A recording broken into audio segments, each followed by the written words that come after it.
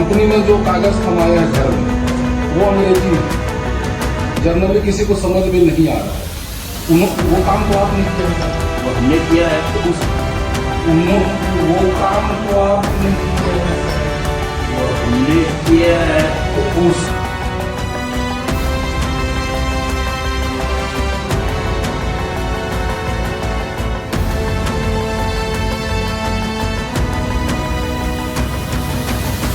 Sundry खनन विवाद पर बड़ा सवाल, क्या सच में विकास हो रहा है या फिर सौदा हो चुका है। नमस्कार, आप देख रहे हैं यूनाइटेड न्यूज ऑफ एशिया और मैं हूं सौरभ नामदेव। खैरागढ़ में संडी चूना पत्थर खनन परियोजना को लेकर मचे बवाल के बीच सोमवार को कंपनी ने प्रेस वार्ता कर जो सफाई दी है उसने ग्रामीणों की शंकाओं को कम नहीं बल्कि और गहरा कर दिया है, क्योंकि सवाल जमीन का नहीं भरोसे का है। प्रेस कॉन्फ्रेंस जहां कंपनी बोली और प्रशासन चुप रहा।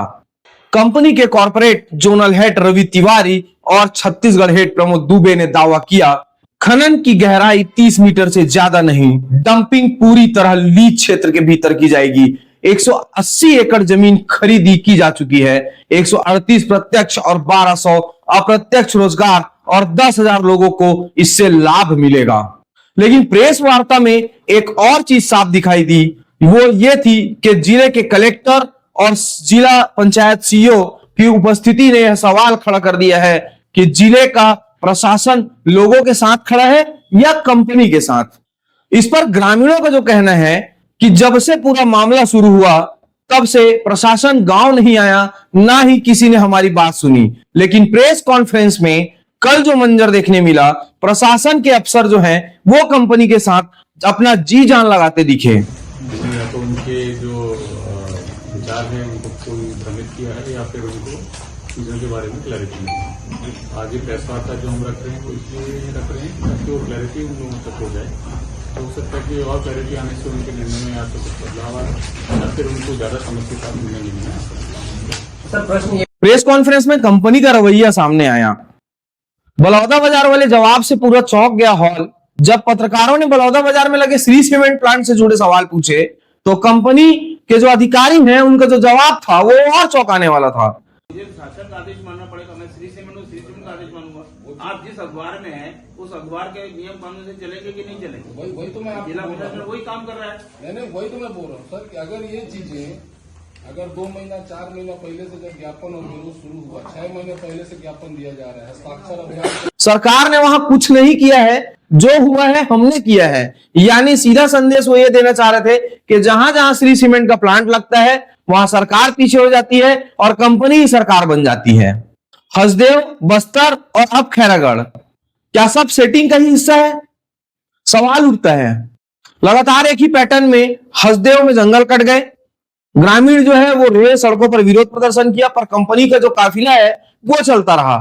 बस्तर में भी आदिवासियों की जो सुरक्षा आवाज जो है वो सुरक्षा और विकास के बीच में फंसा हुआ है, और अब छत्तीसगढ़ के खैरागढ़ में भी वही कहानी फिर से एक बार दोहराई जा रही है।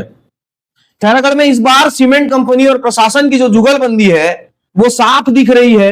कल के प्रेस वार्ता में जिस तरह से इन्होंने एक साथ बैठ करके प्रेस कॉन्फ्रेंस आयोजित किया, और इस पर अब ग्रामीणों की अगर बात करें तो ग्रामीणों को साफ आरोप है कि सभी मिले हुए हैं। किसी को आम आदमी की निजता, खेत खलिहान, पानी पहाड़ से कोई मतलब नहीं है, उन्हें सिर्फ अपनी फैक्ट्री चलानी है, ये ग्रामीणों ने आरोप लगाया है। समस्या है कि हमारा खदान नहीं बन रहा है, सीमेंट फैक्ट्री बनना ही चाहिए।